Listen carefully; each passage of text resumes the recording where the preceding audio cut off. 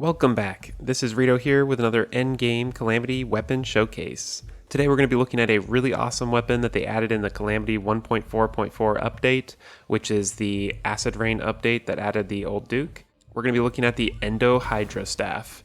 And here it is right here. It's a really cool looking dragon with a crazy long neck. It's a direct upgrade to the Frost Hydra Staff, which you can get in the dungeon from the Frost Key. One of the really cool things about this is it can have as many heads as you have minion slots. And so we can just add a bunch of heads right here. And if you notice, I'm wearing the Godslayer armor tier because that's the armor tier you'd have by the time you get this, since you would get this after defeating the Devourer of Gods. So if we look at the tooltip, you can see it is rolled to Ruthless because that will provide the most damage. And the damage we're showing currently with all of our accessories and armor is 9,132. It's got insane knockback, uses 24 mana, and it says it summons a frigid entity with a head. It's kind of vague, but you see what it's talking about. And then it says if the entity already exists, using the item again will cause it to gain more heads, which you can also see what it's talking about right there. I like how it stays really close and then shoots projectiles, which means this would be a really good weapon to have against bosses because you can just stay near the boss and it will just hit the boss repeatedly. You don't have to wait for it to kind of catch up to the boss or anything like that. Let's go ahead and throw down a super dummy. And let's see, it doesn't even let the super dummy hit the ground. It's doing about 60,000, 50,000. Yeah, with our little mech worm, it's doing like 70, 80,000, which is pretty good for this tier. I'm curious to see how far these heads will hit an enemy.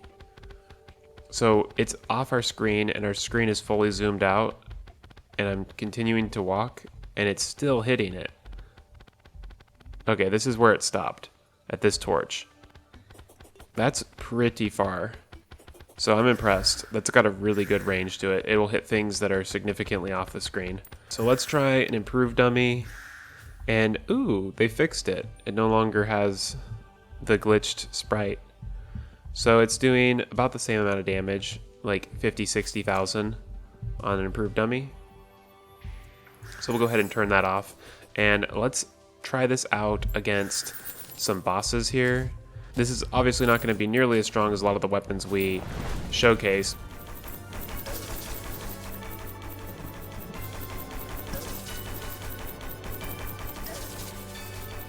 This was actually a request from one of the viewers, and I wanted to check it out for sure because the Frost Hydra is such an iconic weapon, and this is finally an upgrade to that.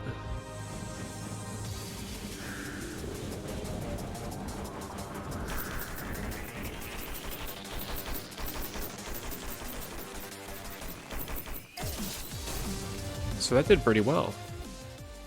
Yeah, I'm really impressed with how that did for being just after the Devourer of Gods. I want to try out fighting the Devourer of Gods with this and just see how it goes. So I know it's just after the Devourer of Gods, so it may not be that powerful, but I want to see how good it is. It's making quick work of the first form. I like that it's targeting the head for the most part. So that's good AI. Yeah, that's great.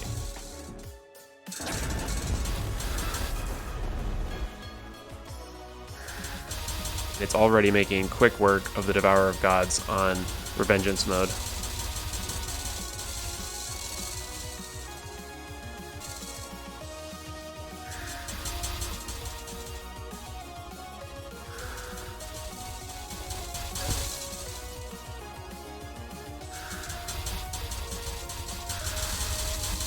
Wow. Okay, that is really impressive for a Devourer of Gods clear with an item that you just get right after it. Pretty much everything we've got right here is stuff that you can have by the time you've defeated the Devourer of Gods. The only thing is Celestial Tracers, which are after Yharon. That was a pretty dang good fight. I kind of want to do it once more.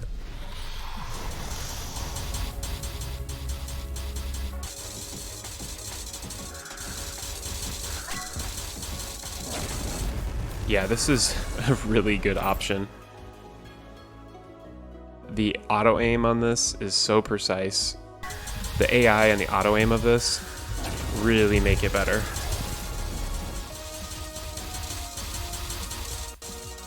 I mean, we almost destroyed the Devourer of Gods in one run right there.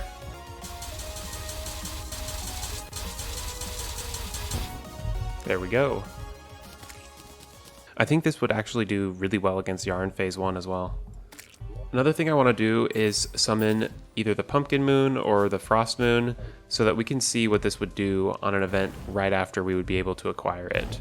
So let's turn on the Pumpkin Moon and maybe throw on a Zerg potion. Oh my gosh, this is just destroying the event.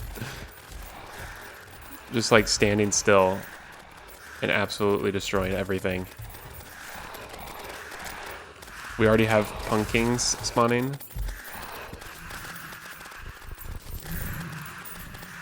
And the reason I don't have my Auric Tesla armor on is because it actually has some passive effects that are really powerful, like that aura that hits everything around you. And so that would kind of throw off the test of this weapon. Man, the range on this is so good.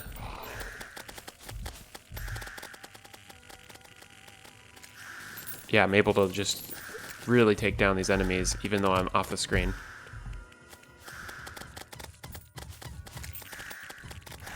And we'll do some rage and see how much it can kill in here.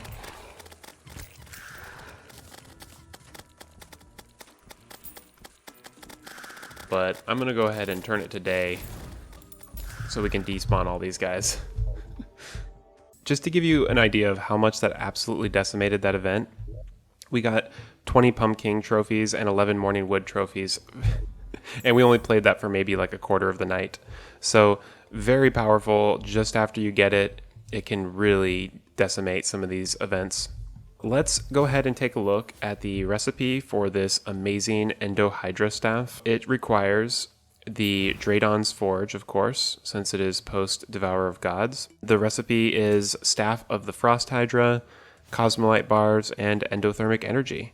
You just need to get the Frost Key and go to the dungeon so you can unlock the Frost Chest to get the Frost Hydra Staff, and then defeat the Devourer of Gods to get your Cosmilite, and do the Frost Moon event after the Devourer of Gods to get your Endothermic Energy. So it's a very simple weapon to craft. I really enjoy this weapon. I think it's a very powerful addition to the Summoner class, and it's definitely something you're going to want to pick up as you progress through a Summoner playthrough. And that will conclude our showcase of the new Calamity 1.4.4 Endo Hydra Staff. It is a really awesome weapon, pretty easy crafting recipe. Its ability to shoot off screen and land perfectly targeted attacks makes this an incredible weapon at this point in the game. I hope you have enjoyed the video and found it helpful. If you did, be sure to like and subscribe. I also do other Terraria content. I'm currently working on Magnus the Mage, which is a Calamity Death Mode Mage class playthrough. So if you're interested in that, be sure to check it out. Thanks again for watching, and I'll see you next time.